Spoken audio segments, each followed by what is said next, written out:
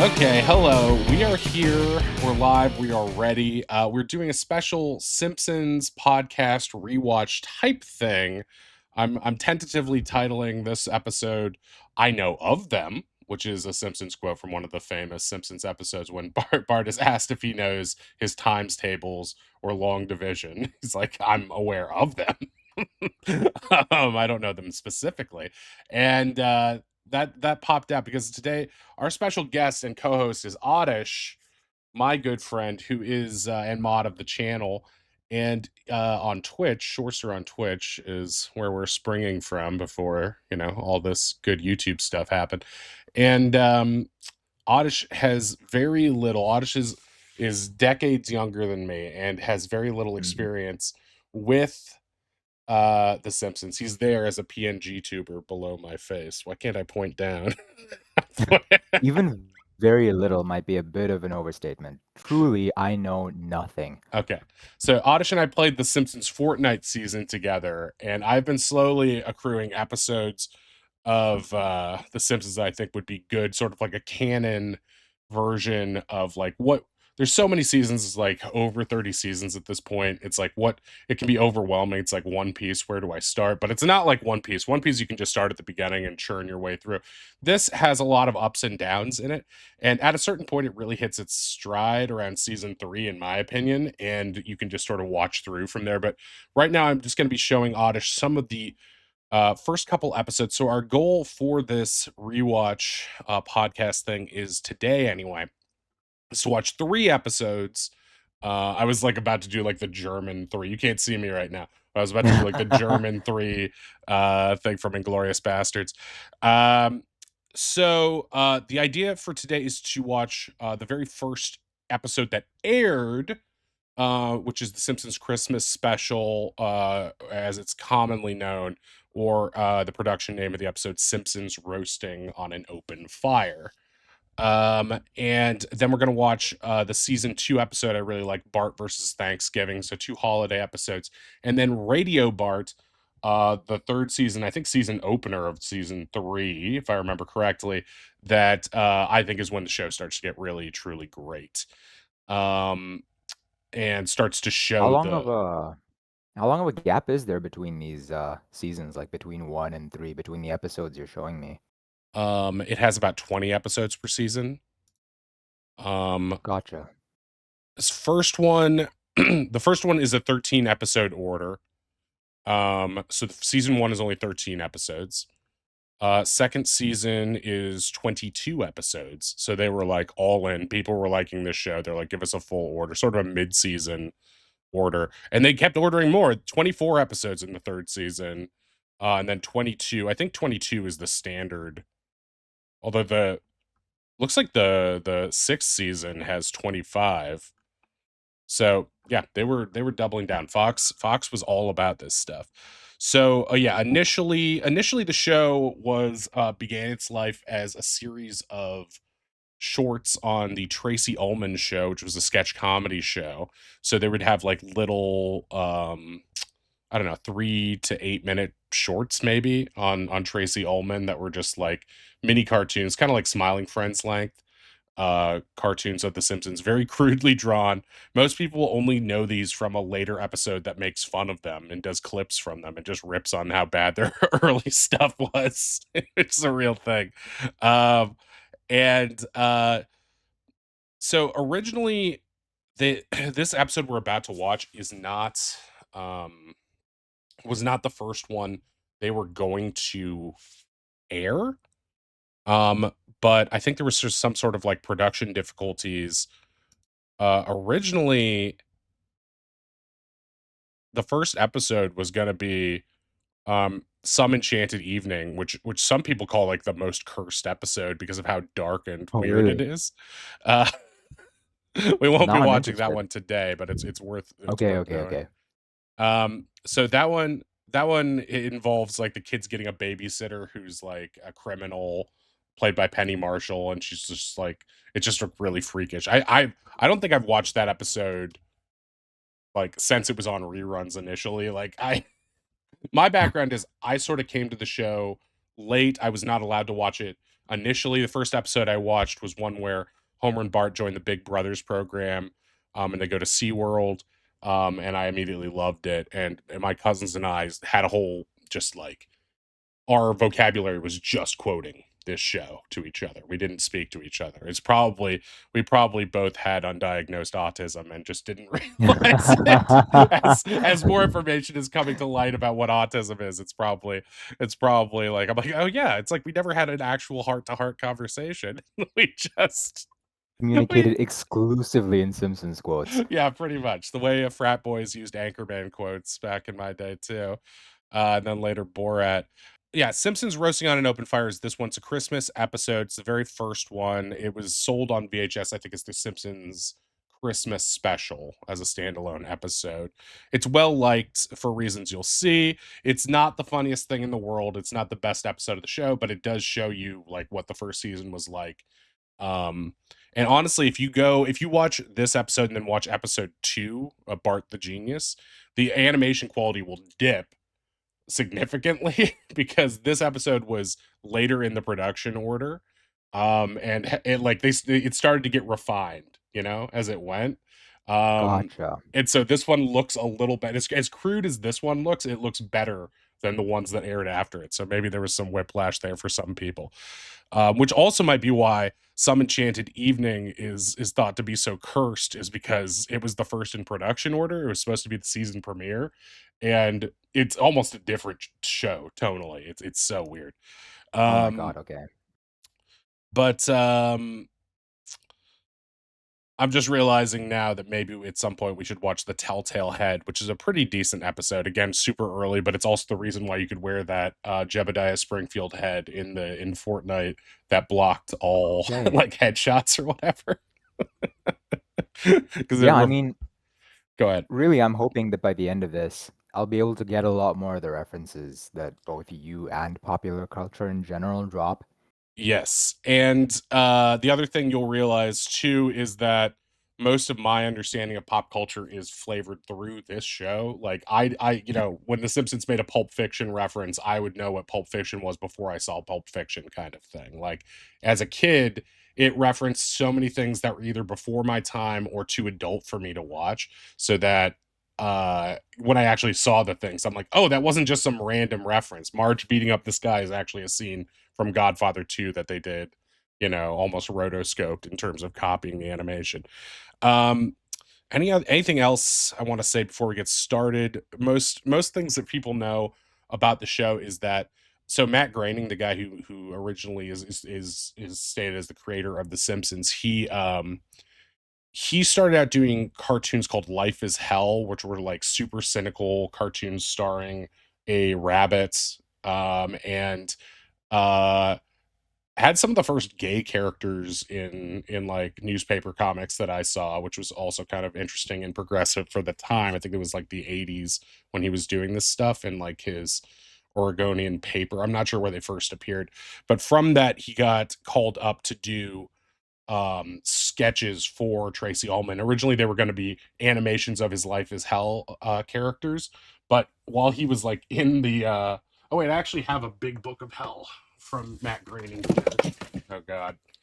No one noticed that, but I have this big book of hell. I'll show it to Oddish later, but it's basically these cartoon rabbit things. If you look up the Big Book of Hell by Matt Groening, Oddish, you'll be able to see what these rabbit characters look like. Very similar to what The Simpsons look like.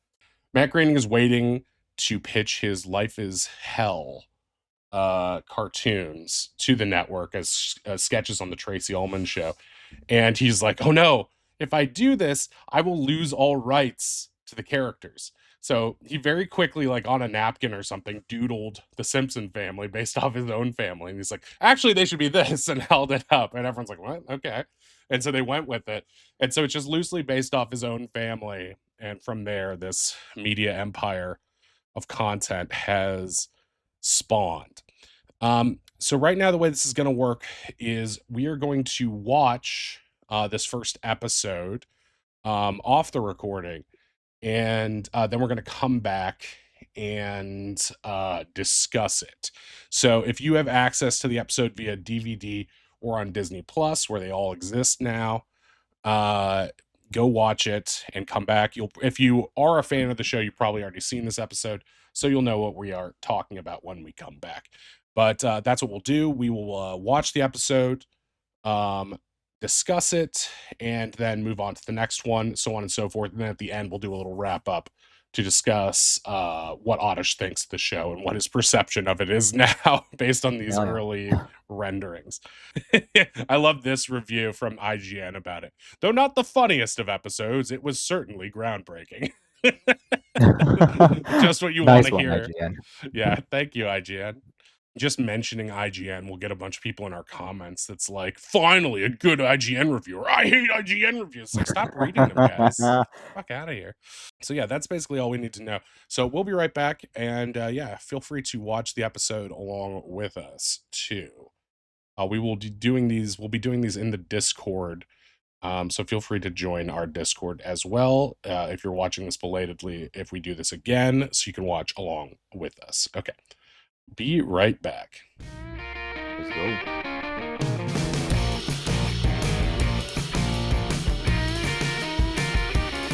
Okay, so we just finished watching Simpsons roasting on an open fire, the Christmas episode. Oddish, what are your first reactions? This first time seeing this, right? Yeah. First time, honestly, okay.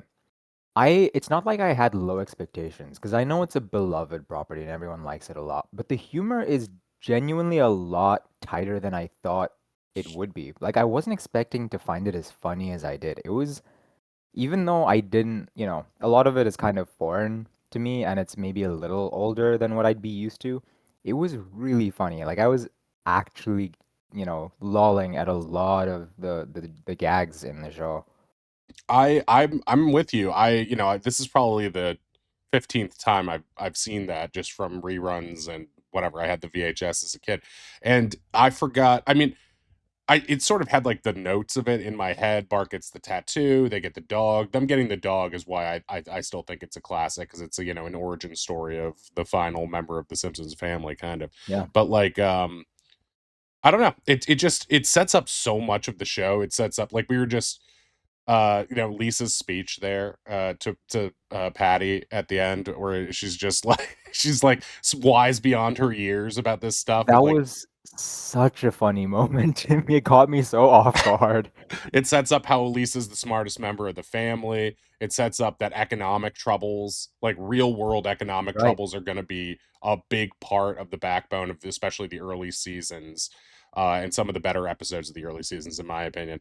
And it sets up Bart. Bart does something stupid that ruins a holiday, which is going to be a theme of the episode we watch after this, Bart versus Thanksgiving, if you can tell by the title. Right.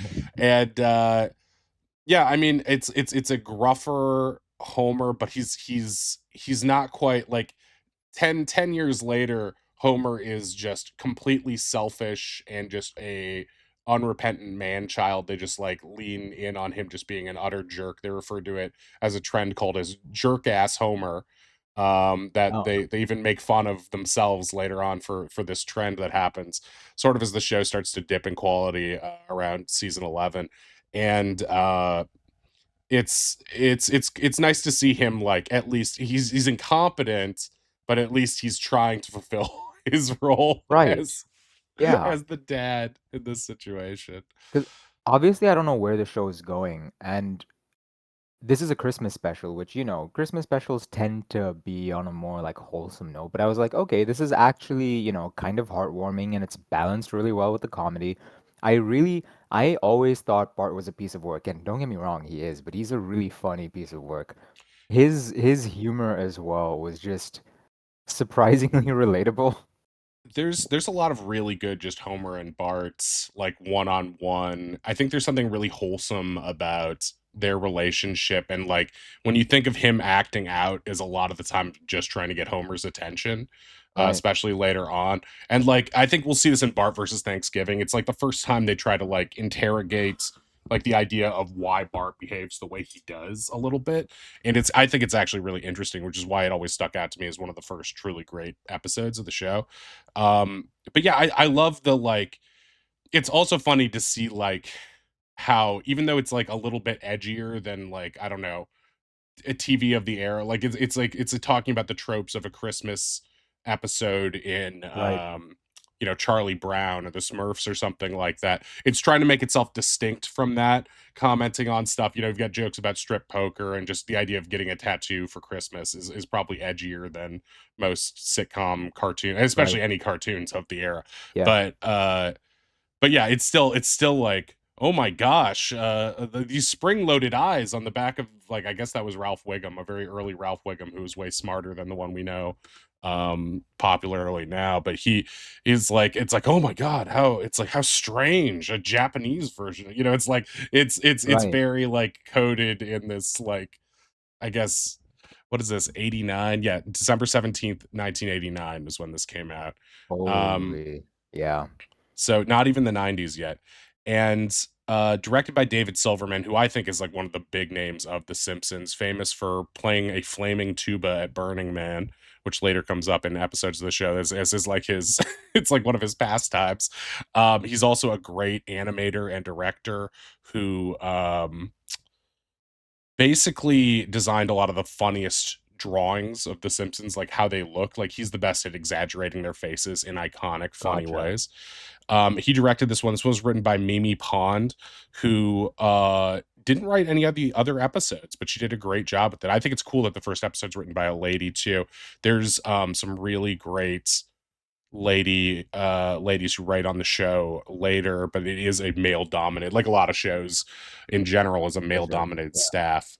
But I think this is cool. It's interesting that she didn't write any other ones. I don't know, I haven't any more information on that, but it was just interesting. There's been a ton of writers over the years. I'm not sure if you know this, but like later on, a lot of the setup of stuff, I think around season 3 or 5 or something, is done by Brad Bird. Like this is one of his first jobs, and so there's a lot of like, um I find there's a lot of like Simpsons style humor in the way the Incredibles family Right. works too, which is Yeah, I can why see that I like this. actually. I can see the parallels.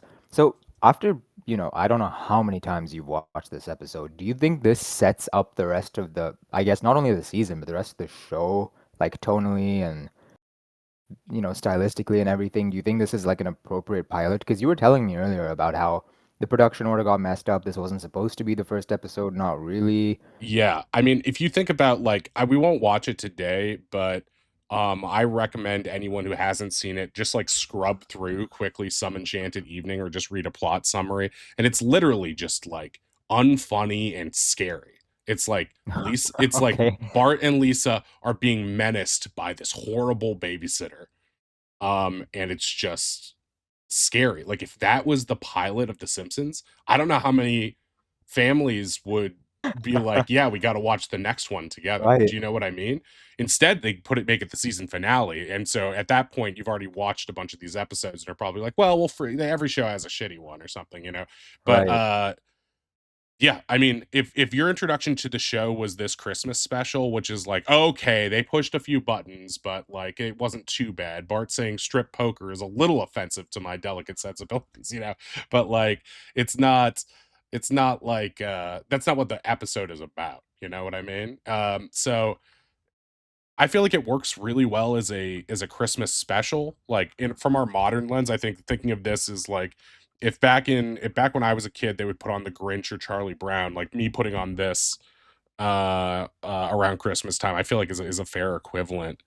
And yeah, it works for me. I think like the biggest things that'll change, I mean, Homer's voice and personality evolve as the show goes on.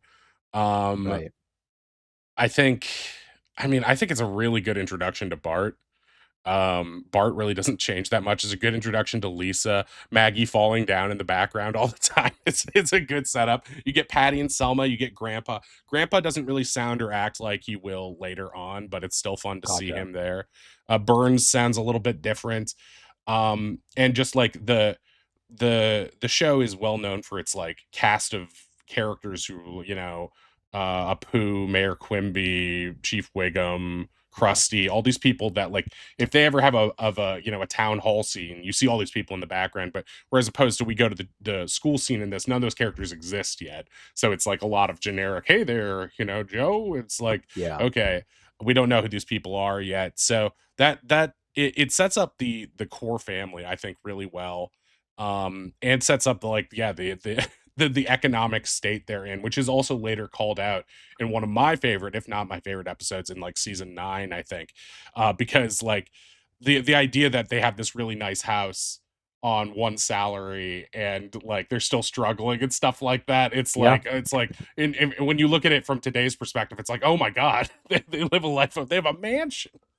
I was Um, about to say, yeah, if that's what economic struggle looks like. Oh, yeah, I mean, uh, but yeah, I think in general it's fun. I still think the tattoo thing is great. The tattoo laser is funnier than I the remember. I laser was didn't. a great gag, yeah. They do a similar James Bond laser kind of thing later in one of the best episodes ever, um, with Hank Scorpio. But yeah, I kind of like it. I don't know why. Like I said while we were watching, I really loved the part where Bart and Barney's holding Bart, giving him a piggyback ride, and they're singing "We're in the money." Like, there's something Yeah. so wholesome and so stupid about that at the same time. Like, they have $13 and they're going to the dog track on Christmas Eve, and they're singing "We're in the money." Like the hopefulness of that and how dumb that Yeah. is makes me laugh. It's like innocent and stupid at the same time. Um, and I love Santa's Little Helper, and I love that that's how it ends, and Homer comes through, but he doesn't really feel like he is, and so, Yeah. like, Marge comforting him at the end, like, I don't know, it works for me, it all works. I get what they mean when they say it's not the funniest episode because the show gets really, really funny at some Yeah. point, but yeah, it's not like the jokes that don't work necessarily are just sort of like okay, it's like reading the Sunday funnies or Yeah, of something. It's course. like it's not like a whole scene is dedicated to a joke that is just excruciatingly bad or something like that. Like the potential is there. I don't know if you agree with Yeah. that. No, 100%. I also found it funny that, like, like a mini theme of the episode was somewhat about subversion. You're like, yeah, we're only expecting a Christmas miracle and it never pulled through, but it's also at the end, you expect the payoff to be that, like, oh, Homer didn't get his Christmas bonus, but he was trying so hard, and everyone in the family will see the work that he's done and be like, you know what? It's okay. We love you because you tried so hard. But no, he just brought home a dog, and everyone's like, oh, hell yeah, a dog. I also like that he finally confesses to what he's done, and Bart's like, "That's boring. I'm Yeah, interrupting to show." nobody cares. Yeah, which feels very real too, because it's like, oh boy, he can't contain his excitement that he's got the dog, right? And so it's like, I I I think that's great, and I think that it also sets up that the core of I don't know. There's something nice about the scene where it's like this is the first episode that's airing, and it's got Homer and Marge in bed together, having a very sort of Right. real little intimate thing. And like I heard you responding as we were watching it to the fact that it's like when he says "I love you," and she's like, "You say that all the time," and Yeah. I kind of like that too because it also establishes that their romance is, as much as Homer is a big letdown and Marge deserves better. I think that's a fair argument to make. Yeah. Especially as he becomes more of a jerk. In this episode, it feels like okay, I see why they work. Later on, he's just like such a jerk, but like it. I don't know. It's very sweet and very nice, and it's also feels kind of like mildly transgressive. Like if we think about TV from the 1950s when it was like the Dick Van Dyke Show, old black and white show, and Dick Van Dyke and Mary Tyler Moore couldn't even be seen in the same bed together. Right. They had twin beds on the show next to each other, and that was like a big joke. It's like we can't even imply that they might make a baby. You know what I mean? Like, it's fun just to see them in bed together and like having an intimate, seemingly real couple moment. Um, so yeah, I think a lot of the groundwork is done, and I do think at some point we should watch the Some Enchanted Evening episode, and maybe after we get you better acquainted with the show, just to show you Yeah. how weird it is comparatively, and why most You've fans of the certainly show. piqued my interest by Yeah, talking about that all the time. Like, everything you say about it makes me be like, okay, I need to see. Because so far, just one episode to base what I feel like the show is going to be going forward.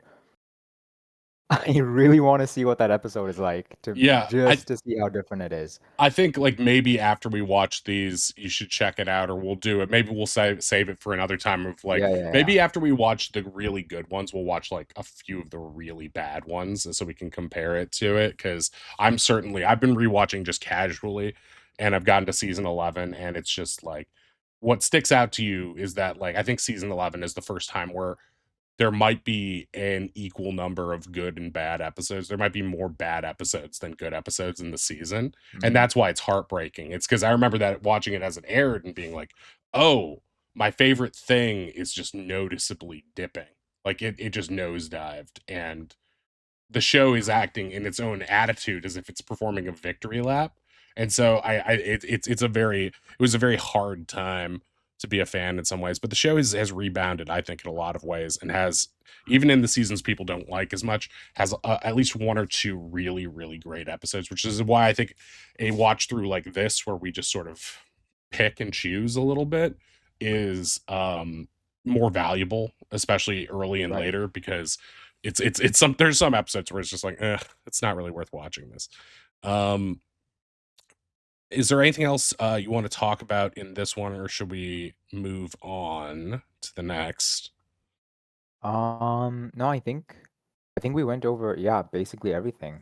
No, I think we can move on. I'm excited to get on to the next one. Yeah, I feel like there were little things here and there that I was, as I was watching, I'm like, that's really interesting, but nothing too major. I mean, we talked about it while it was happening, but the fact that we didn't, I don't think we said it during the recording, is the fact that, dude, the animation mistake, it looks like Lisa is naked from the waist down during her Yeah. opening dance. And you already see like the parameters of what they were going for in Lisa's character in the beginning. It's like, it's crazy. I don't think like a modern version of Lisa would do this like flaming tiki dance thing that they have her No, doing. not at all. But like Yeah. the ending with her speech to Patty, it's like, yeah, that's the Lisa we know. It's there. Um, she's sort of like the philosopher of the family in that way. Um, but yeah, I don't know. It works for me. I mean, you get like, there's a lot of like little things. You get Millhouse in this first episode too, just egging Bart on to pull Yeah, that's Santa's true. beard. Um, but yeah, we're gonna set things up. So the next episode we're gonna watch is a season 2 episode called Bart versus Thanksgiving. So we're gonna watch that, and we will be right back. Okay, so we are back just after watching Bart versus Thanksgiving. So what were your initial impressions of this one, Oddish? Especially, I guess, with comparison to what we just watched, which is another Bart kind of messes up the holiday episode. Yeah. I mean, maybe it's after coming off of the first episode, it kind of felt like a more normal, kind of holiday themed, kind of sitcom-esque episode where, like Yeah. maybe someone does something to like mess up the premise, but in the end they find out that they feel really bad for it and they reconcile with their family. It was still very funny though. I liked a lot of the gags in there. Again, made me lol. The like Bart's character, like I said before, I'm liking him a lot more than I thought he would. Yes, he's an asshole. He's a very funny asshole though. I kind of like this one. Rewatching it now, I think maybe you're right, going right from the Christmas one to this one. It feels like maybe this isn't even as strong as the Christmas one in some ways. It just doesn't hit, or maybe it's just back to back. The comparison makes it easy Right. to see. Like I think the first half of the Christmas one is stronger than the first half of this one, but I like the second half of this one a lot in some ways. I love the especially the sequence where you can see it's like David Silver, like the Bart's nightmare sequence, basically, where he's imagining the Yeah. family all pointing at, and how deranged the lighting is in their faces. Like, that's great, and speaks to some of the weird, crazy dream sequences we'll get later. For me, the It's your standout. fault I'm bald. It's your fault I'm old. It's your fault America lost its way, which is That shit just was so good. it's just such a quick total burn to the country. Also, I want to talk about Hooray for Everyone, the halftime show, which is a parody of something that's before even my time, which is called um Up with People, I think it was, which was some sort of like, I don't know, nonprofit or organization that just like went around, I think in the 70s and 80s, and like uh basically did shows like that to like make, increase positivity in the youth or something, Right. so they're sort of making fun of it's a satire of old school Super Bowl specials before we get these big blowout ones that we have today, back when they were considerably lamer. um but yeah, I think to me, the stuff that really works in this episode for me, I kind of like the Skid Row sequence, and also him That was taunting the funny, yeah. family while on TV. Like, I think it's like it's a very uh I don't know. It's when I watched this the last time I watched this, it really stuck to me how well Bart is written as a kid in this one. Like, there's Right. something so real about him being like, I'm home, but I don't want to go in and face the emotions, so I'm just gonna sit outside. I'm not gonna run away again. I'm just gonna sit on the trash can nearby and be sad, kind of, and then Yeah. like Yeah. sort of disassociate by playing with old stuff on the roof. He's finding silver linings so he can mentally be like, I'm not actually the problem. It's everyone else. You know what I mean? Like, he Yeah. doesn't know how to internalize it at all yet. And I think there's something like real about that for like, a naughty kid, basically. I don't know if Yeah. that I makes mean, sense.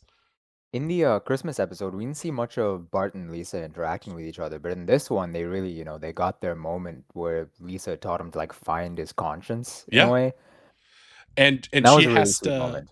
yeah, that's like that moment on the roof is like why I pick it as an episode that's worth watching, amongst a lot of these early ones, which all have similarly interesting moments. But I like that moment where he's like, I don't know why I did it. I don't know why I like doing it. I don't know why I'll do it again, which really Yeah.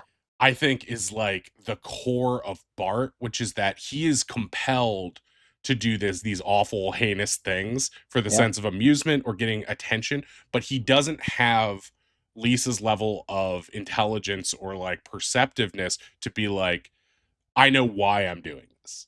And Lisa has to be his it's like his conscience only exists if she is around. She can only Right. be like, Bart, think this. She has to act, which is again what I think also the other thing that you see that also feels very true in this is like the end of this is um even though Lisa is the aggrieved party in this situation, she Yeah. has to bend over backwards, being the gifted child, to help Bart realize why he's wrong, which sucks for her, right? But it also feels very real too. Oh yeah. Um, Yeah, yeah. And it's throughout the whole episode, really. Like, she's like, okay, my centerpiece is gone. Now I have a poem to read my family. And then Bart takes over that moment too by completely showing her up on TV. I didn't realize that she's writing a parody or riff on Allen Ginsberg's Howl. I saw the best Thanksgiving centerpieces of my generation. Saw the best voices of my generation. So it's like even then even now early on they are positing her as this, like, I mean, they set it up with the centerpiece too. She's celebrating these forgotten women throughout history. And then she's like referencing Allen Ginsberg. She's like clearly on just a different level of consciousness than everyone else Oh in the yeah. family, even Marge.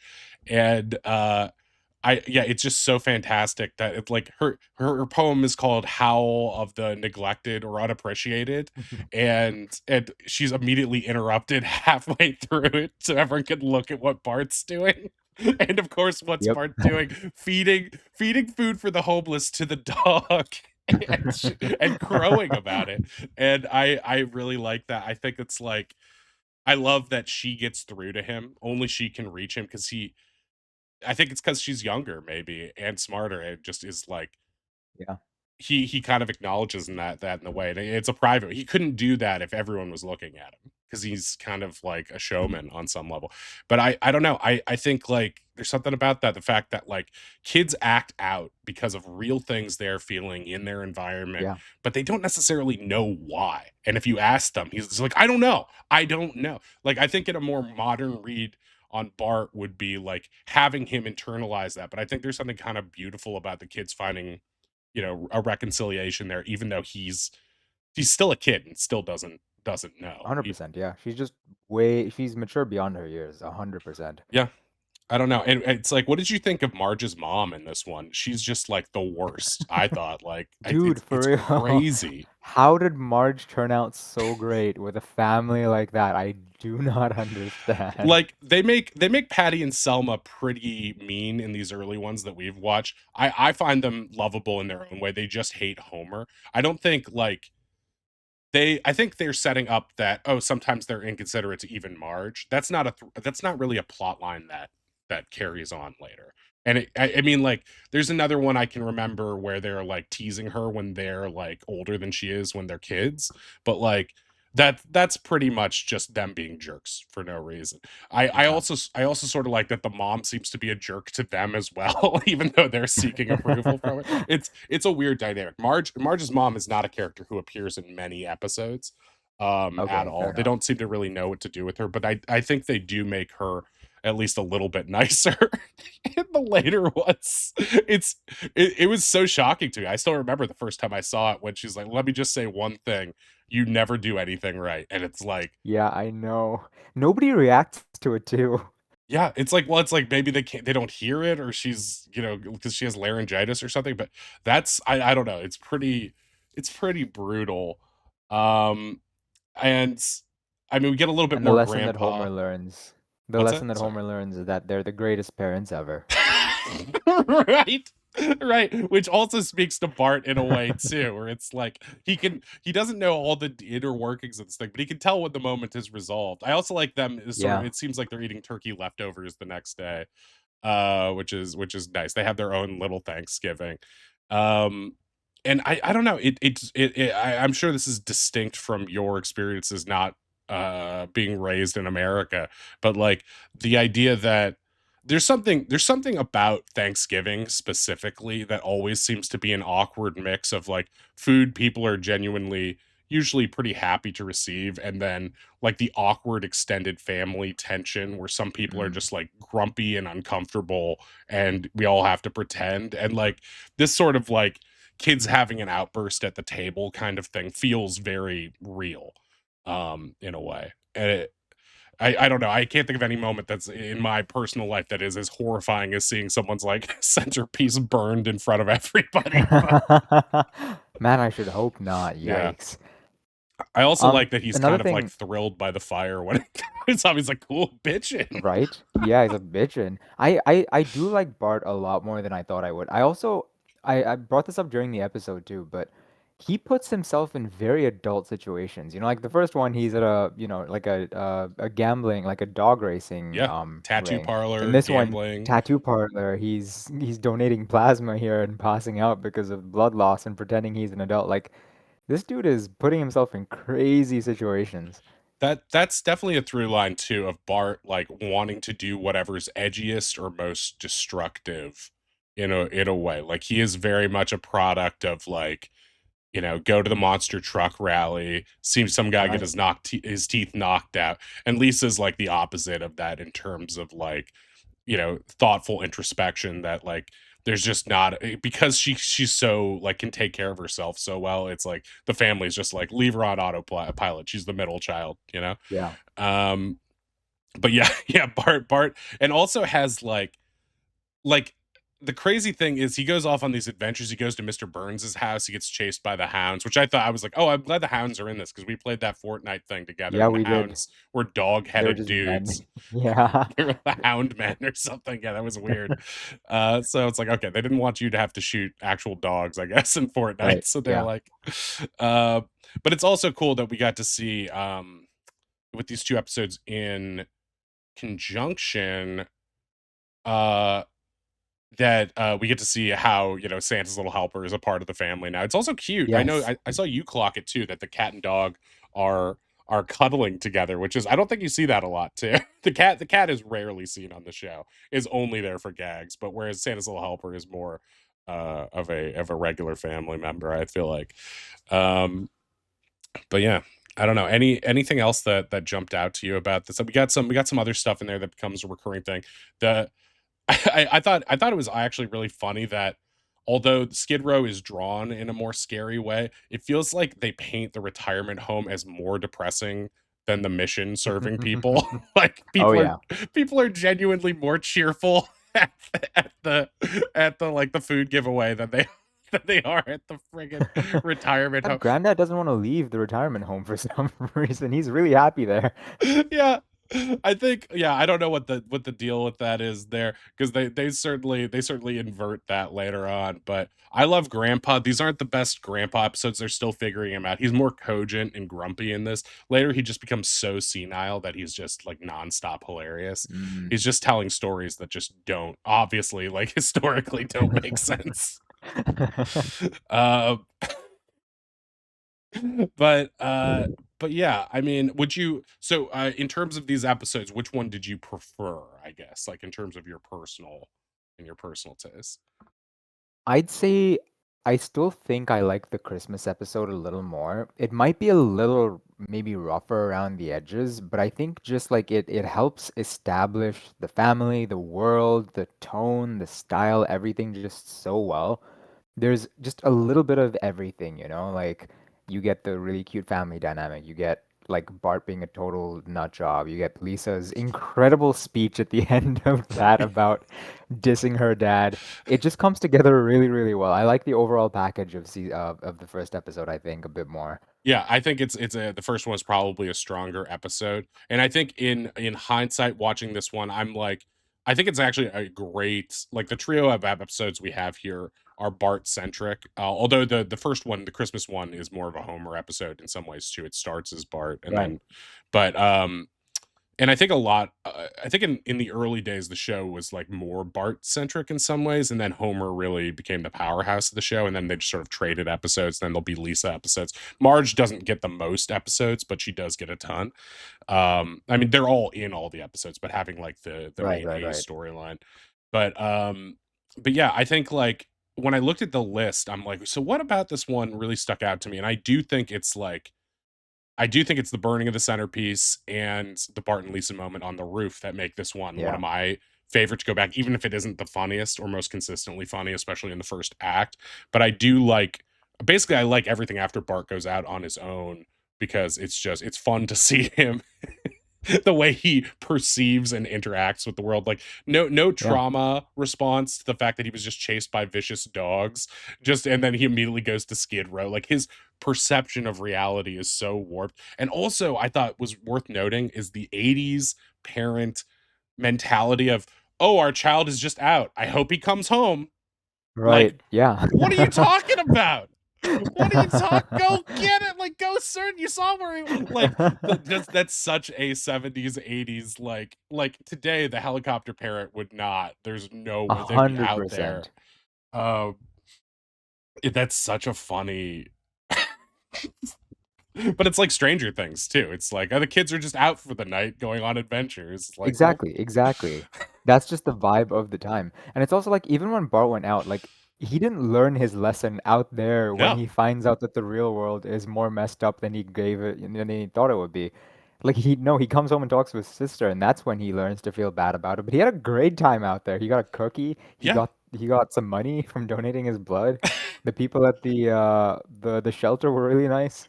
Yeah, that's the funny thing too. I mean, like it's scary from a modern lens that these like homeless guys are coming up to a child and like cradling him. Hey, are you okay? It's like, Yeah, this is scary, but they're actually really nice guys. Then you take the money at the end, which I think is a fun, like just a reminder that the show is cynical. They're not like yeah, they're not the guys.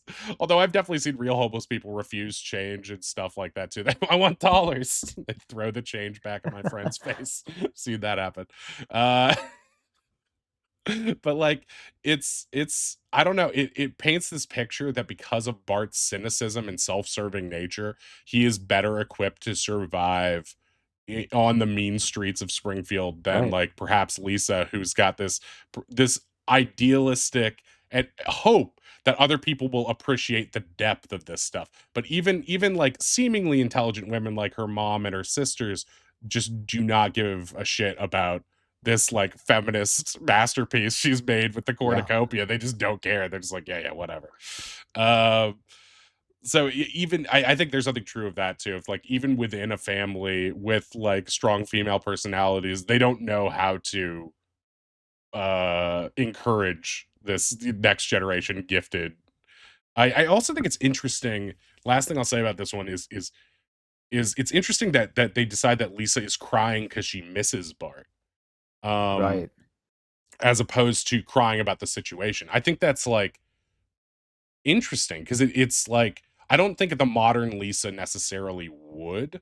I think she'd be Yeah. worried about him, but more frustrated that her work was destroyed. But like they really hit that like Lisa is more empathetic, and even given a few hours, has internalized this a bit more. And I don't know. Do you think that makes sense, or No, do it you does. think I mean, it's maybe it's like just as the show evolves, it changes like what family values are. Like, back then, I mean, it seemed to me like they were showing Lisa as being the kind of mature person. Because even when she was writing in her journal about like why Bart ran away, she was like, maybe it's my fault because I didn't let him abuse me. And I was like, what the hell? No, this is not the right lesson to be taking away from I this. know, and it's like and that's kind of the lesson she learns to a certain extent, which is like her role in the family as the neglected is to help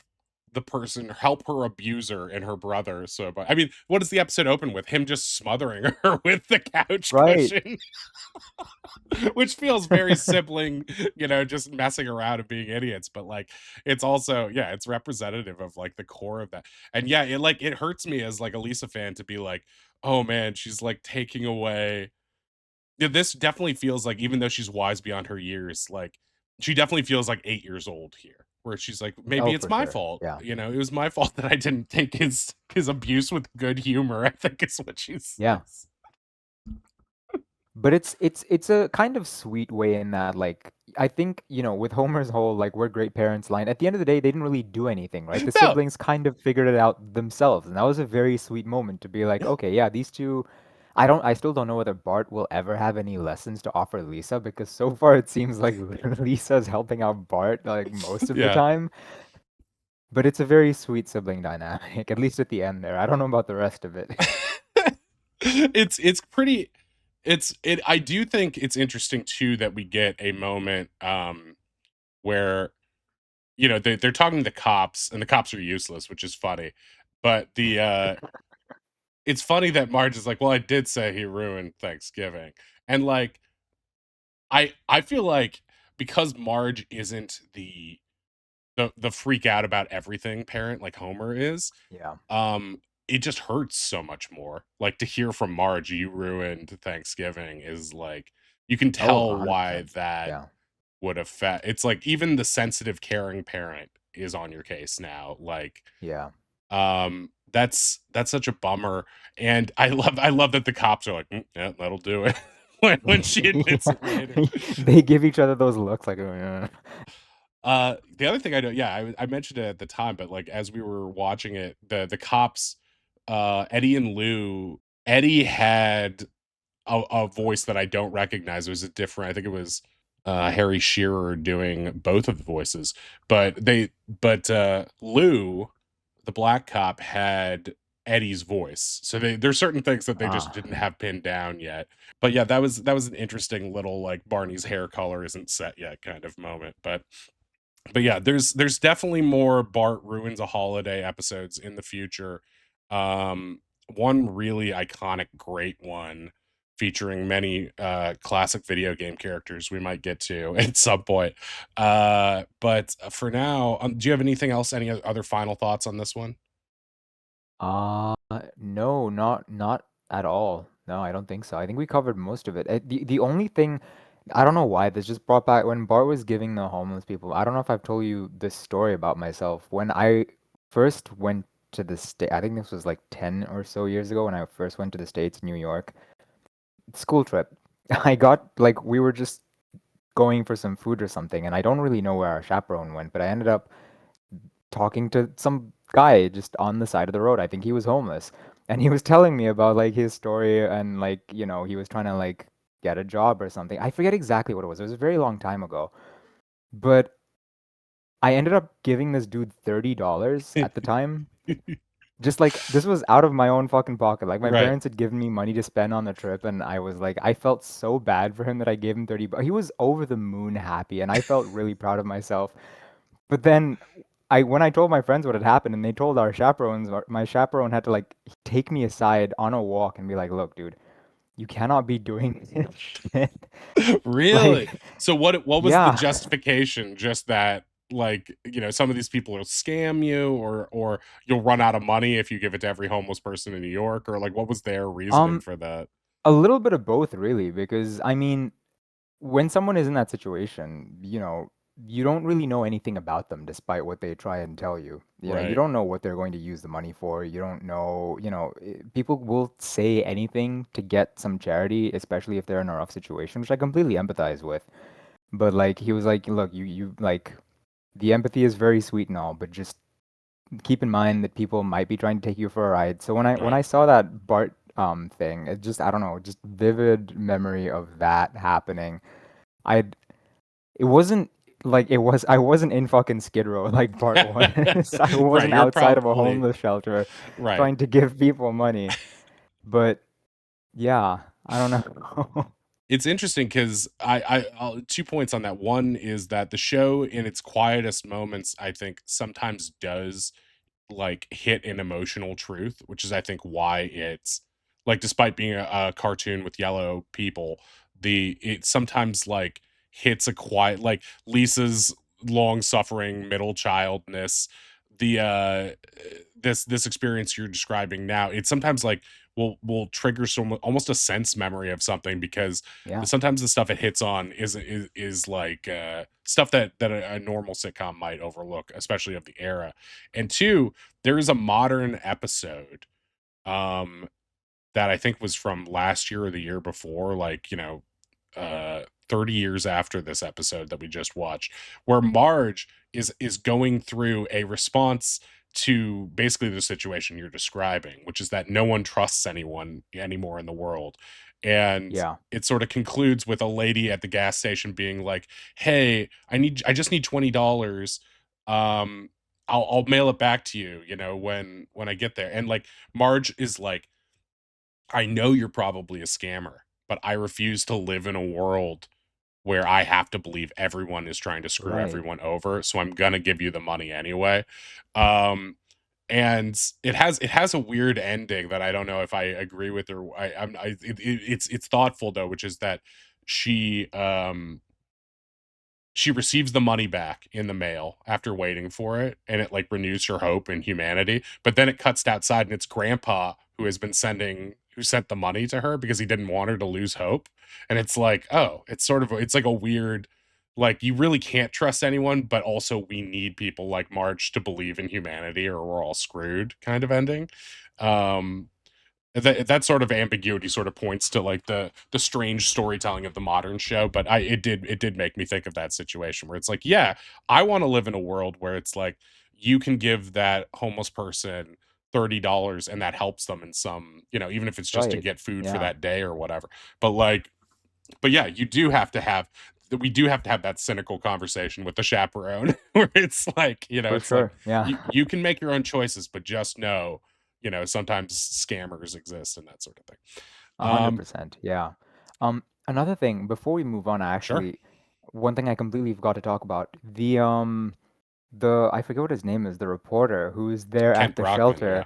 Yeah, who's giving the speech about like how these are marginalized, neglected folks who on one day of the year get like a single handout from the community, and then you can dust your hands of them and be like, we did our part. That Yeah. was amazing as well. Yeah, and I love how he's just like fucking berating them to their faces until the one guy's like, "Hey, come on, man." I'm going somewhere with this. Right, right. Like I think that's I mean, Kent Brockman's like newscaster character is sort of set up in that way to bluntly state like, oh, what actually is going on, which is great. He has a lot of really fun moments throughout the series. And yeah, that is, I mean, it's funny because like to me, that sort of cynicism about the way a homeless shelter operates, or really stay like a Thanksgiving, food drive type situation operates. It's like, yeah, we do this thing this one time so that it's sort Yeah. of like how I feel, the cynicism towards Black History Month, where it's like we celebrate you this month and then we forget about you the Yeah. rest. It's like, we'll Well, remember because it's Martin not Luther. about it's not about celebrating people or about helping people. It's about making yourself feel better on a day where you want to feel good, you Yeah, know? exactly. It's like I get nicer things than what you do, and I can do. And also, like, what's also interesting is like you see the you see all three American social classes in this episode. You see Mr. Oh Burns's yeah, mansion yeah, with all the food he is going to throw in the trash, probably not even give to the hounds. And you see the Simpsons representing the middle class, and then you see Skid Row representing people who are super down yeah, on their luck. And it's funny because like now nowadays, like the idea of what the Simpsons have as middle class is like beyond most people's who yeah, would be normally be middle class in the 90s. It's like beyond their means. We talked about that a little before. But like the uh the show talks very openly about class disparity and money troubles from the beginning, in a way that a lot of shows just didn't and won't acknowledge. And I think class struggle in America is one of those things that we just don't talk about. You know, it's why, to get on my Lisa Simpson soapbox a little bit, like it's why it's so easy to demagogue against, you know, immigrants and stuff like that, is because you can say this person is different and I'm scared of different people, and they make an excellent scapegoat for not talking about, like, you know, the disparity between the wealthiest people and the not wealthiest people in this in yeah. the supposed, you know, paragon of equality or citadel of equality. So it's, I think that's why the show has the schmaltzy elements, and then just beneath the surface there's always you're the reason America lost its way. Like, and they can, if they sneak enough jokes in, they can just subtly change your worldview and warp your brain, the way they Yeah. did for me. Next up, we're going to watch Radio Bart, one of my favorite episodes.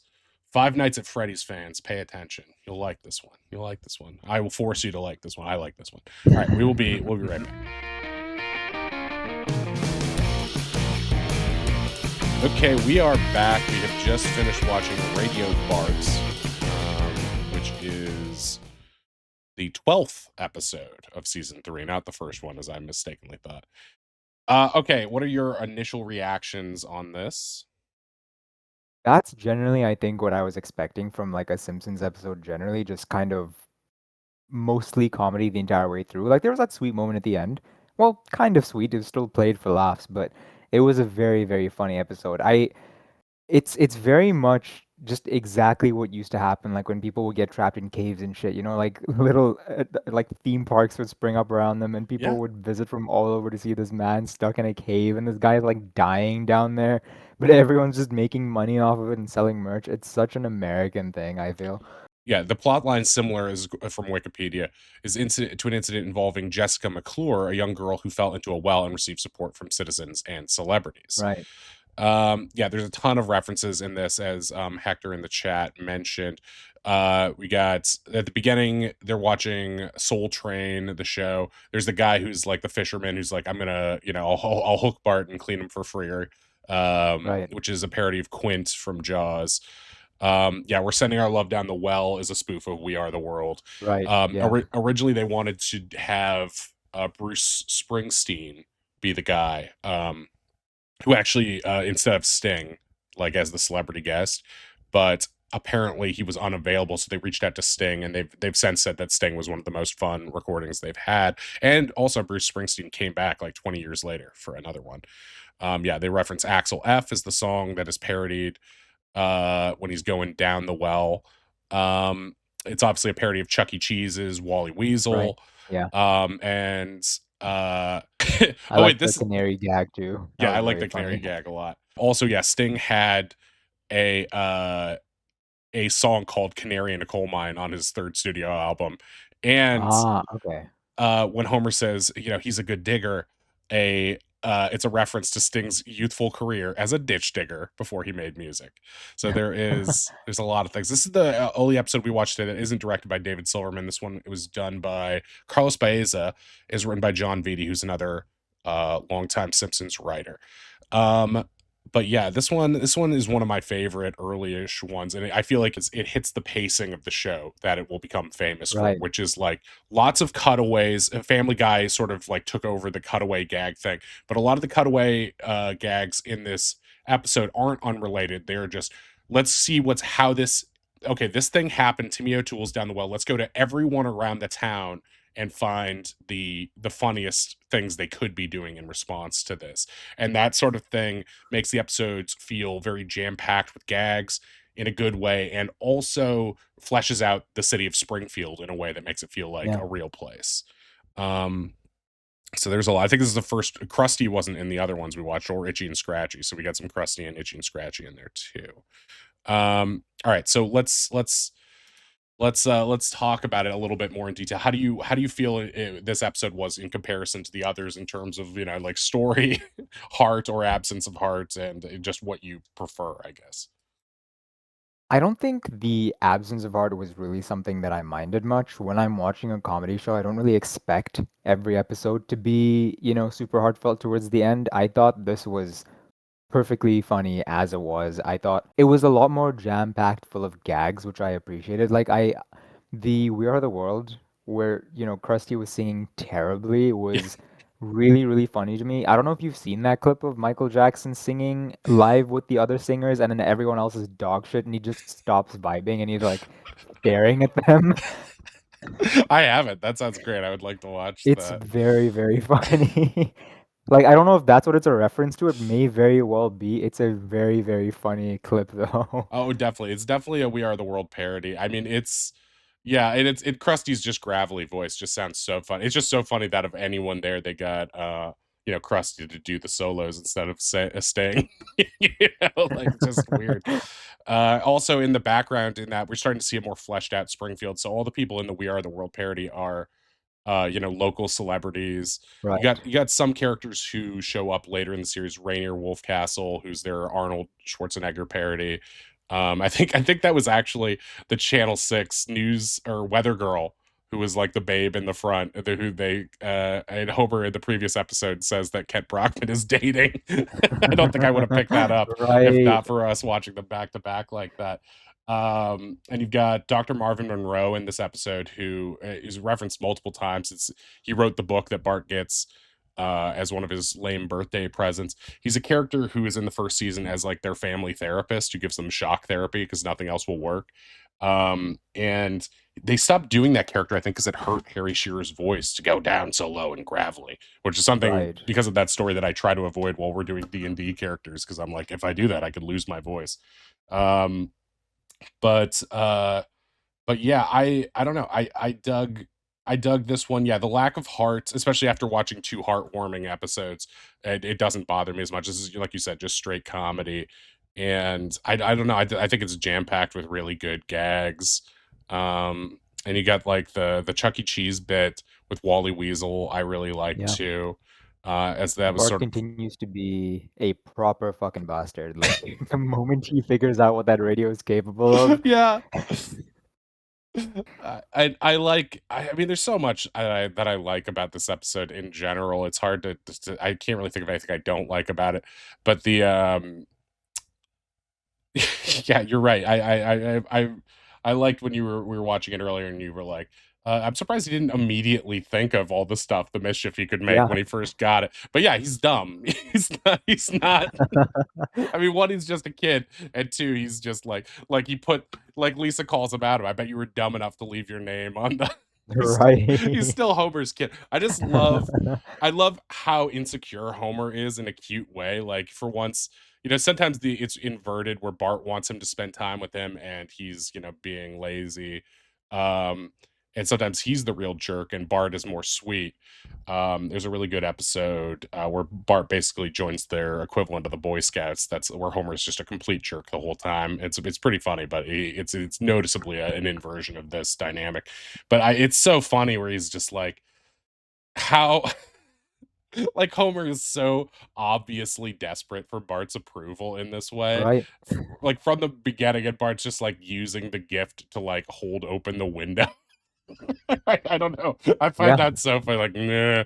And then he's like, I would have loved to get this as a kid, and Bart just gives it back Here to him. you go. It's just not picking up any of the cues, no interest whatsoever. And that's a funny thing that like when Bart goes out on his own, and I think it's kind of a run. He gets himself increasingly more in trouble as consequences catch up to him, but in short doses, he does seem to like if he's put in an adult situation, he manages to hang pretty well. Right. Yeah. Like with he's the dancer lady who seems genuinely charmed by him for some reason. Yeah, the tango class that he took, that Yeah. was so fucking funny. He was like, when he was going through the arcade talking, like, just like Yeah, yeah. shooting one-liners at people, I was like, dude, this dude's like actually suave and charismatic. Like, what? He Right. feels like an adult in a kid's body. Yeah, he's responding in that situation the way you might at it like an office Christmas party kind of thing. Yeah. Like he's the boss and in charge. And I also love when he's talking to the animatronic and it just talks over him whenever he tries to respond to because it's like on a programmed loop. And it didn't strike me as funny, but when until now, but when it's like, okay, so Wally Weasel is the guy, and he's also the guy in the costume, and there's also an animatronic of it. But how funny Yep. and confusing it must have been as a kid to see, like, okay, so the beaver robot breaks, its tail falls off, and so the guy in the costume comes out while his animatronic is still there to put out the fire. And like, if you were a kid in that environment, you're like, wait, why are there two? It's like seeing Mickey Mouse twice in the same room. Yeah. Yeah. Yeah. Yeah. Kind of breaks your brain a little bit. Uh, but yeah, I dug that. I like that it's an episode where, it's got a moral story. It's basically Boy Who Cried Wolf, right? He's 100%. Yeah. he sets up the prank and then he immediately falls victim to it in funny fashion. I think like for the Simpsons kind of like got picked on later. There's in the 11th season when it starts to get really lousy, they have like a really shoehorned in Britney Spears cameo for almost just no reason. And like Oh. and that Britney Spears cameo is somewhat emblematic of how the show had changed and gotten lazier a little bit. Like it's a show about like dumb things and dumb situations, but it's written by very smart people who put a lot of work into it in the best Yeah. cases anyway. And you see a little bit of that here. And later on, they're just like, whatever, we don't care, we're successful, and that kind of attitude sort of undermines that quality later on. But luckily, we don't see that here. This is I think a really strong one that it speaks to like everything the show will become basically, and hits that rhythm pretty strong. Yeah, you mentioned earlier about like, Homer desperately wanting Bart to like him. Like he's so pissed off when Bart tries to like begin playing practical jokes and he's like, "Wait a second. You like my gift? Hell yeah. Just don't do this anymore." Yeah, he's mid choking him. I also I've like seen that. I feel like it's yeah. been gift so many times, is him strangling Bart. Yeah, it's like a running gag. I don't think they do it quite as much anymore, but it is throughout the show. I also liked your response to seeing an Itchy and Scratchy for I assume the first time.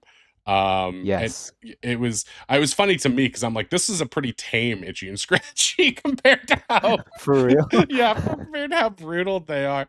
Like, and I even though it's insane that we get two headshots in this episode because one is Larry the Looter, the Oh, the video video. game Yeah, character, being yeah, shot in the face and his head just comes clean off and blood pools everywhere. And then Scratchy's angel going up to heaven playing the yeah. harp in Looney Tunes fashion, and then and then just gets shot He was through shot his in the head. ghostly head by Itchy's.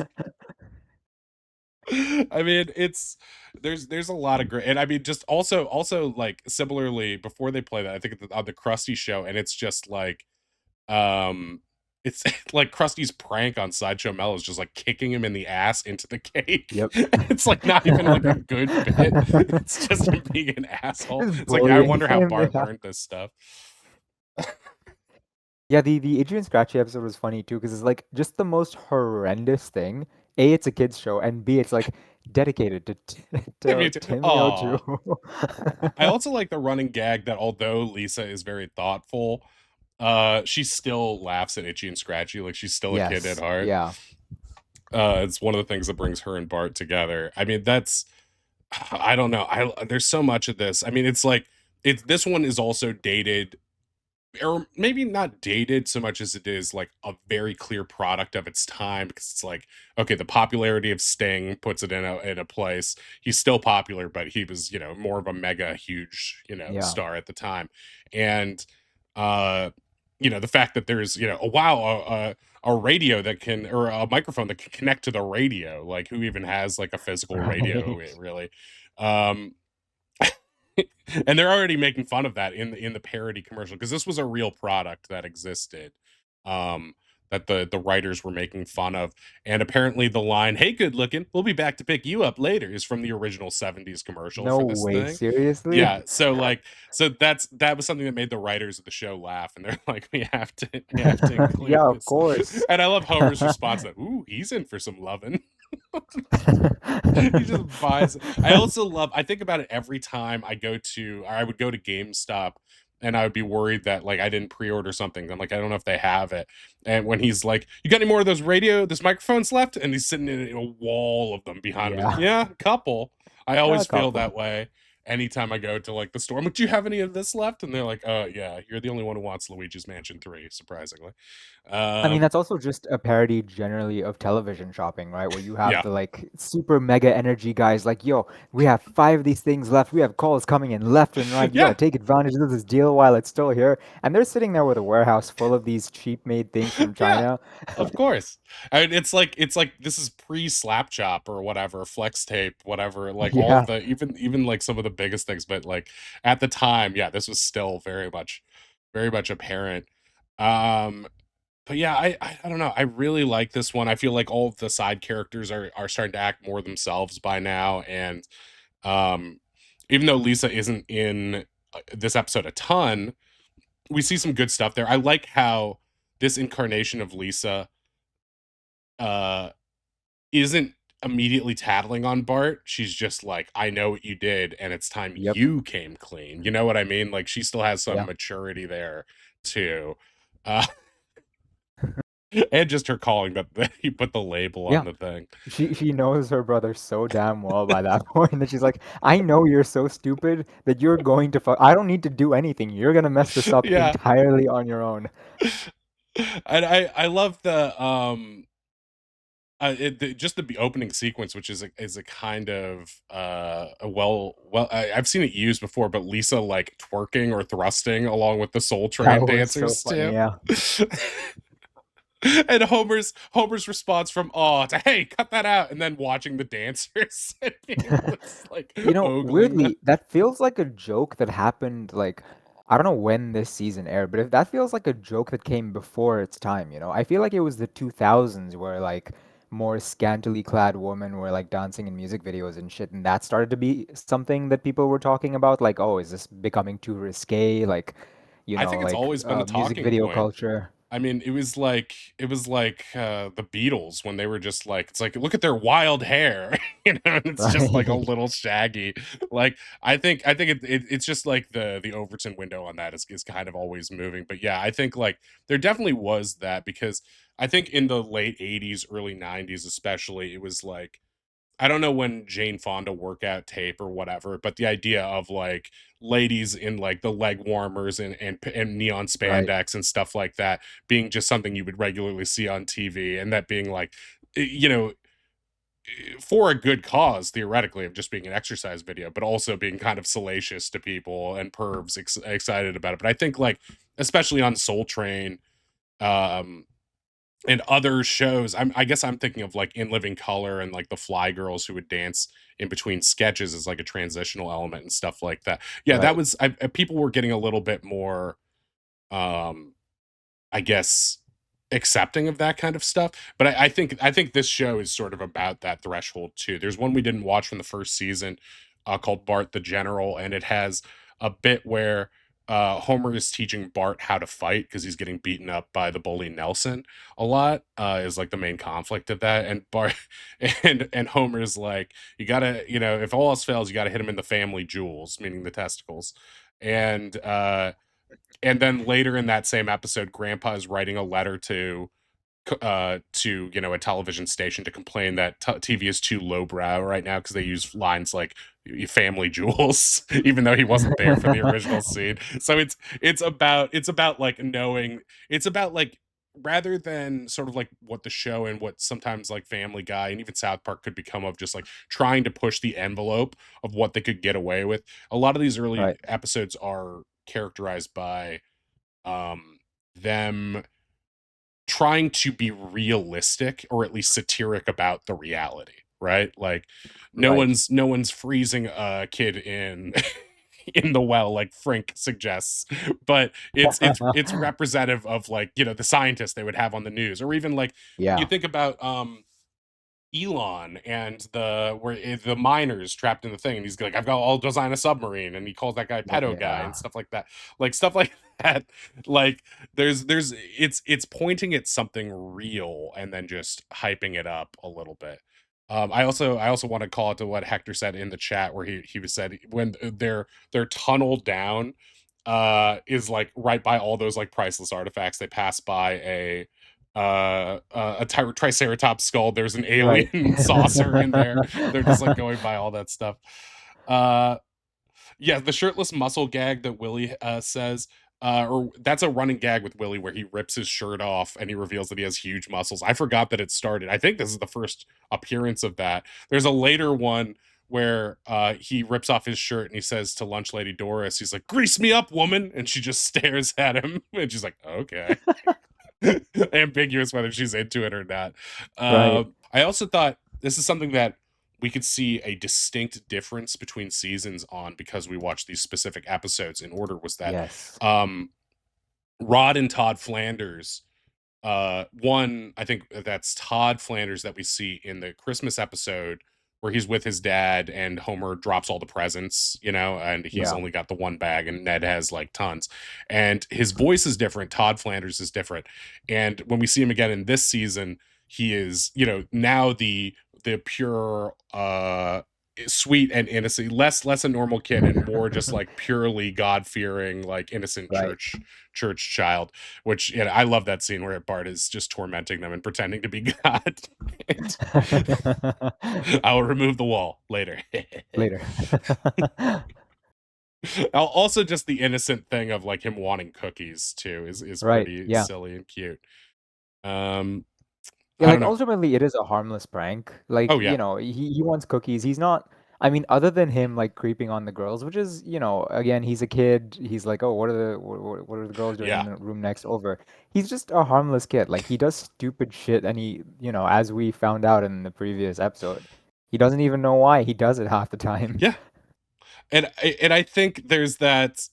There's something interesting about that characterization of him in the beginning as like Mr. Charm, just really excited for his birthday, going around, and like also the reality of the free stuff you get on your birthday, the coupons, and like the Yeah. tiny son to Yeah. take it and get out, like how they treat. It's so funny, and I mean, like, he's like on top of the world when he feels that like he is getting the respect he deserves. He's Yeah. fine, and as soon as he's like, the birthday is over, a chance for my joy, to be king of the world is sort of over. He is just right back, and what can I do to get the most attention and just really mess with people? So I think there's some sort of insight into his character there a little bit. Um, and it's probably something like Homer is seeking his attention and finally gives him approval after he does a prank on Homer. So he's like, "Oh well, I got to keep this going no matter what I said." Right. Um, I think that's really fun as well. Is there anything? I mean, Marge isn't as big a presence in this one, is she? I Yeah. guess. She Bes- isn't. You were saying earlier on, like I think after the first or second episode we watched, that there aren't a lot of Marge-centric episodes, and I guess that kind of makes sense because Marge is like the singular normal character in this entire show, which I think inherently makes it harder to write a story about someone like that. right, right, yeah. I mean, or at least less fun for the writers who can Right. just double Yeah. down on Homer's stupidity and just like do whatever they want with him. Which they certainly do. And I will say, because there's been 36 seasons of this at this point, there are a ton of Marge episodes over the course of them. But if you like compare them, I think the ranking would be Yeah. Homer, Bart, Lisa, Marge of that. I mean, like honestly, if I would have to do a serious count of it. But like I wouldn't be surprised if there were like a fair amount of grandpa episodes, like a similar amount of grandpa Simpson episodes compared to Marge. Because like Marge gets them, Right. but it like, you know, I it there's some really great Marge episodes, but like yeah, she definitely doesn't um steal the spotlight as much. She'll just a lot of her lines are like deeply funny but much more subtle, Right. Yeah, sort yeah, of yeah. revealing her world perspective. um I don't know, is there anything else that stuck out to you about this one? Well, it was very random. Two gags that I thought were really, really funny was when Santa's little helper had the microphone and they were like, "Ah, I have a theory. The boy is reverting to a feral state. Here's an artist's rendition." The werewolf picture, they don't even know what Timmy O'Toole looks like, and they just draw a boy as a werewolf. It's so good. That's It was Marvin really Monroe funny. right That there, cracked who's me up. Yeah. yeah, the gravelly voice. "Ah." Like that's so funny. Like and just the media economy around Timmy O'Toole and how much Yeah. how it's just, I mean, there's something so brilliant about that satire that like they everyone loved the fake little boy, but they hate the Exactly. real one Yeah. because he's a dick. Even though he's the only one really in danger. I mean, it's so accurate. And also, I love the cutaway, the gag of like, now that's a real story. Squirrel Right. resembling Abraham Lincoln. And then you And think then he gets assassinated later. there's a lot of like, I think something that really hit me about what you said earlier was like the your expectations were dashed by the Christmas episode of what you how you thought the story would round out, Right. you know? Yeah. And they do that so much on a micro level with the jokes in this show where it's just like like when we come back with Kent Brockman, you expect him to be saying something about Bart and like the effort to save Bart at that point, and he says the Lincoln Squirrel has been assassinated. There's so many like mess with the audience moments and Yeah. mess with expectations that you have to be like paying attention to really appreciate. And I think that's why the show holds up so well on reruns and rewatches, because people will be like, I didn't even like understand why that was funny at the time. I just thought it was crazy. But like, yeah, I do think that they're so good at, and we'll see that in later episodes if we do more of these, but they're so good at Yeah. at just misleading you and leading you down the wrong way, or like setting up something incredibly obvious. I'm thinking of the specifically there's one where they're like the school bus is having trouble stopping and it's going to a like Civil War recreation battlefield where they pretend to do the a battle from the Civil War, and they're going to Uh-huh. some old fort, and they as the school bus is like struggling, it's like all rickety and like having trouble stopping. They cut to like a tour guide who's like, this Civil War cannon is still in perfect condition, and today it's you can see that it's pointing right at that like hunting, I forget what they call it, but one of those like tall, basically plays a guard tower basically outside the Right, right, fort. right. And it's like see how it's pointing directly at that load bearing part of that thing, and you're like, okay, they're setting it up so the bus is going to hit the cannon and the cannon's going to go off and it's going to destroy the stuff. So the bus zooms in and hits the cannon tips over, even though it's pointing right at the thing, and nothing happens. And then the tour guide's just like, of course we don't keep it loaded. That's just common sense. Like Right. they set up like they will take as much time as they need to set up something and just deny your expectations just to mess with you. And it really, watching enough of this show will really change the way you see, sort of like in the way that Community does, where Right. Community is like a very post Simpsons show in that it's like it takes all of the meta and satire from this show and uh it grounds it in a new reality, and then has a meta Right. character who is always like, Yeah. Abed is always explaining the tropes and where this is happening.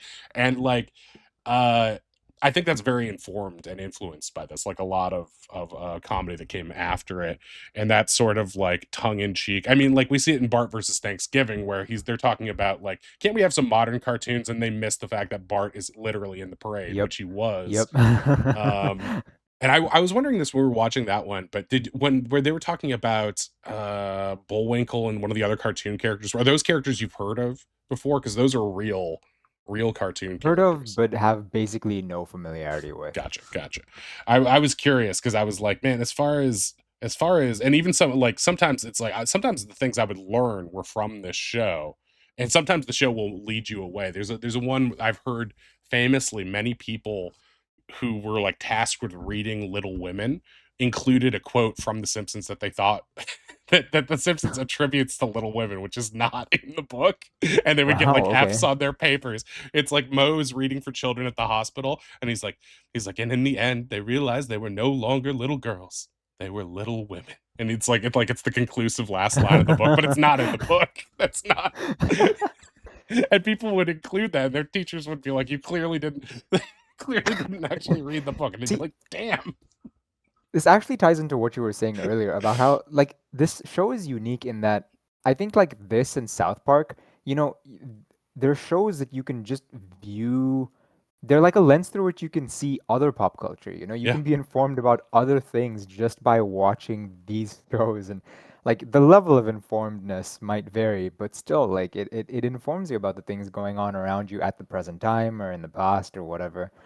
yeah, and it's also it's a show that I think um is less feels less coddled in some ways than some, like, if compared to like the humor in a Marvel movie, which feels like Right. some studio executive is like, yeah, but are people going to get that reference? Make sure it's a reference to something that everyone knows.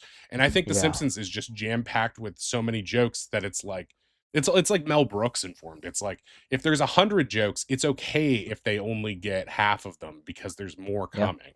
And it's like you can throw a really obscure gag in there. And like, yeah, I remember before I saw the Tarantino movie Reservoir Dogs, I saw Reservoir Cats, the Gene Scratchy parody of the scene where he's like dancing and cutting off Scratchy's ear. And I'm like, oh, okay. So like there would be I would learn about real media personalities based on what The Simpsons thought of them. And that would Right. be my Yeah. perception of them as a kid, being like, oh, I guess we like this person or we don't like this other person. Sting is clearly a good and noble person because he helps Bart. That was like my perception of Sting. I knew Sting from this before I knew who the police were. You know what I mean? I just Oh thought wow. Okay. I'm like, well, Sting is clearly an important person because he's a celebrity who sings with Krusty. Right. He's as important as Krusty is to me. So it really did shape, um and it felt like the twisted mirror. It's the funhouse mirror of what society was going through at the Yeah. time. Um and yeah, it's like I think a lot of pat sayings that I say when we are talking, when you and I are just playing a game, or if I'm on stream, are lifted from phrases that have just become burned into my brain from watching seasons 5 through 8 like 100 times as a kid because it was just always on Yeah. reruns after school. So I feel like you're gonna be the scary thing is you're gonna be like, oh, that thing, well, the good thing would be like, "Oh, I get what he's saying now. He's not just saying some random shit." And or yeah, it's like, "Oh, sure, it's not actually clever. He's just been ripping off this show for the past," that's I think that's the real one. Um but I think I'm part and parcel of that crew of people who were inspired by this and had it ingrained in their personality. It actually makes there's a lot of shows that I'm just like, they just feel like they are trying so hard to recapture the magic. Even The Simpsons itself sometimes is trying to recapture its own magic. So it can be hard to live up to something that seems so, one, ubiquitous, and two, like it covers everything. Like any It does. Yeah. situation at some point is going to come up in the show. But I think that's all I have to say about this one. I was wondering, now that we've seen three, what is your ranking of the three that we have seen in terms of which ones you like the best? Ooh, okay. Let's see. I'm still gonna go I'm still gonna go number one being the Christmas special because I think just first introduction, wasn't sure what to expect. It really, really, I know I've said this like multiple times, sounding like a broken record here, but it just helped set my expectations for what the rest of the show was gonna be. I was like, okay, this is funny, this can be heartfelt, it's zany, it's eccentric, rapid fire jokes, a lot of them hit Like it just it felt fresh, which it was. It was the first episode we watched. So I think that's my number one. I liked Radio Bart a lot as well. So I think I'd put that at number two. And Bart versus Thanksgiving, no shame to it. It was still a very strong episode. Just all three of them were. But I think that would be at the bottom. That would be I my final ranking of the three. I think that's great. I'm glad I showed the Christmas episode because to me it's so uh like I've seen it so many times, or at least felt like I had going into it. I thought when I was like sort of programming what we would watch, I was like, well, Bart versus Thanksgiving is going to be funnier because it's later and I have this strong emotion about it. But rewatching that first episode, I'm like, oh, this is great. I think I still rank. I would invert Radio Bart and Christmas simply because Mhm. there are even stronger heartfelt episodes of the show Gotcha. that make the Christmas episode like feel lesser only because the show gets even deeper into like thoughtfulness. Like some of the Lisa episodes are so philosophically thoughtful, and uh some of the like I specifically thinking of like an episode about Homer's mom and the episode where we learn where all Maggie's baby pictures are. Like those are ones where I'm like, oh, this is actually like really really heartwarming in a cool way, and like still biting satire 90% of the episode, and then the ending will just make you go, oh, like tears in your Yeah. eyes, like wow, they Yeah. really went the whole gamut. So yeah, I think Radio Bart is my favorite of the three. But yeah, I was sort of like rewatching Bart versus Thanksgiving. I'm like, it gave us a lot to talk about, but at the same time, I was like, oh, it doesn't hit quite as hard. I think when I watched it last, that moment with Bart and Lisa on the roof like really hit me emotionally at that For moment sure. as like sort of a Rosetta Stone of like how to read Bart's character. Yeah. Um, but yeah. Yeah, and Um, I love when comedy shows aren't afraid to get a little, more heartfelt like that. Like Futurama, Jurassic Park, and yeah. Meanwhile, two phenomenal episodes, right? And those Oh are my very God, like yeah. hit you in your feels. Yeah. I mean, yeah, those are great ones. And I think the key difference is, and what they're rebelling from is the forced saccharine Christmas, where Yes. it like it's like I don't even I can't because I don't really watch them. I would just watch parodies of this stuff on The Simpsons because I like Charlie Brown Christmas. I don't know what Smurfs did at Christmas. Those are the things they referenced in that first episode.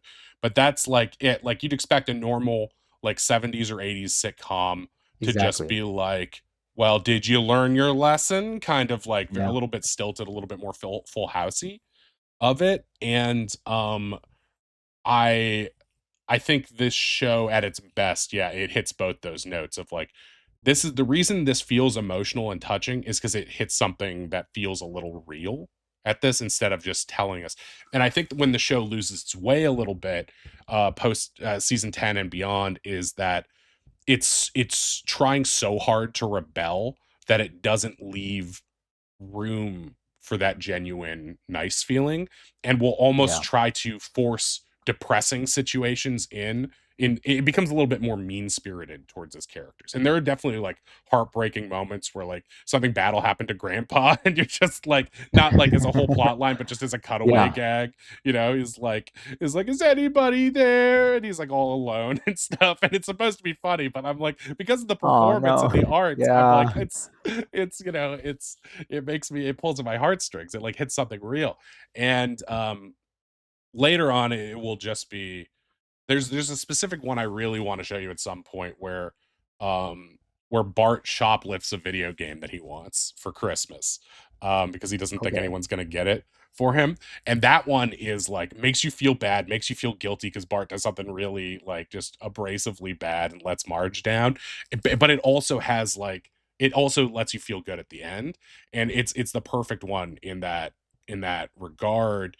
And I think is probably the maybe the best of the Christmas ones they've done. And you compare that to one they did later, which is another Bart Ruins Christmas episode that really stinks, where he melts down their Christmas tree and hides it in the yard. It's a whole Oh ordeal geez. and not worth going into the plot, but it feels like it's just a series of depressing things that happens, and it just has a depressing ending. And it's like, and you certainly they didn't thread the needle there. It's like they didn't get to the point where they made it sarcastic and cynical and real while also letting us feel good at the end, which I think Yeah, if you're going to do a holiday episode, you should at least aim for that. 100%. Um, Yeah.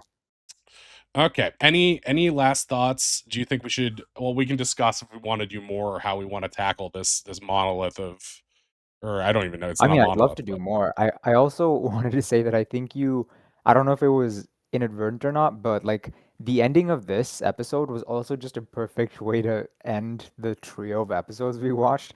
Was like, we're gonna make sure nobody falls down this well ever again. And he just puts up a sign. He's like, "Yep, that'll do it." Which is just like it's a nice little summary of a lot of what the show criticizes. Just putting a small bandage over a gaping wound and hoping that it'll be enough.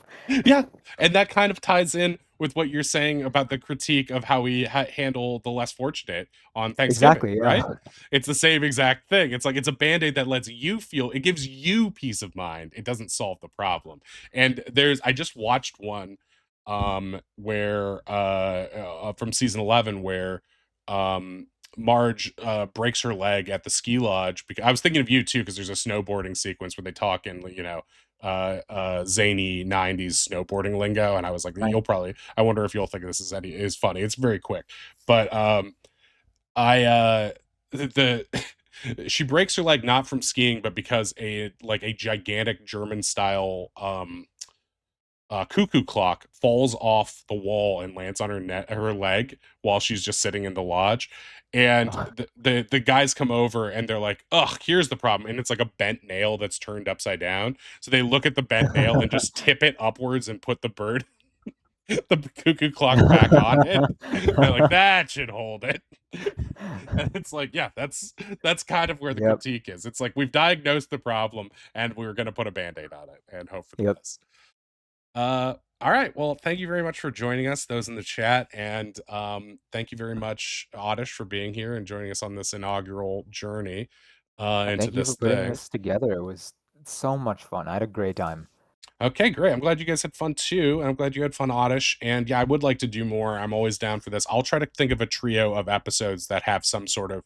This was very Bart, so maybe some Homer stuff next. And I know we have a lot of it, but I'll just look through the season 3 episodes and start to try to find stuff from seasons 3 and 4 that I think are valuable for us to check out in the scope of the show.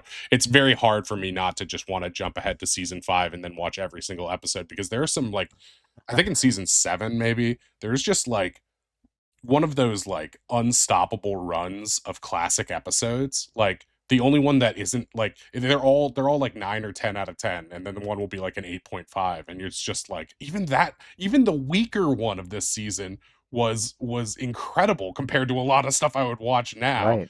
Like you could watch 10 Family Guys at their best in a row and find, like, one that was like, yeah, I think I could show this to a person and still have them respect me. And like this, I mean, that being said, if you showed half of season 11 to people, they'd be like, this show is just not good. Like, I don't know what they were doing. And that's what's most painful, is that like season 11 has like 20 episodes, and like 11 of them are just awful, and then like 2 of them are great, and it's just like, no, the show's still good, Yeah. kind of. Yeah. Uh, anyway, we can get into that later. Thank you very much for watching this as a video, and yeah, we'll do this more in the future, and I'll try to put the Discord link in the comments so that people can join if they would like to join along in the chat in the future. We'll schedule that in the Discord in the future. Thank you very much for joining us for I Know of Them, Simpsons Rewatch. Oddish is 3 episodes wiser about the Simpsons, only like 7 billion more to go. Then after that, after we finish this, we'll do all of One Piece. And Oh we'll be my fucking God. Let's do it. Let's all fucking of go, bro. Gunsmoke, all of the other longest run. We'll watch all of Dateline or Law and Order or something like that too. That'll be great. All right, guys, have a good night. Thanks. Bye bye. Bye bye.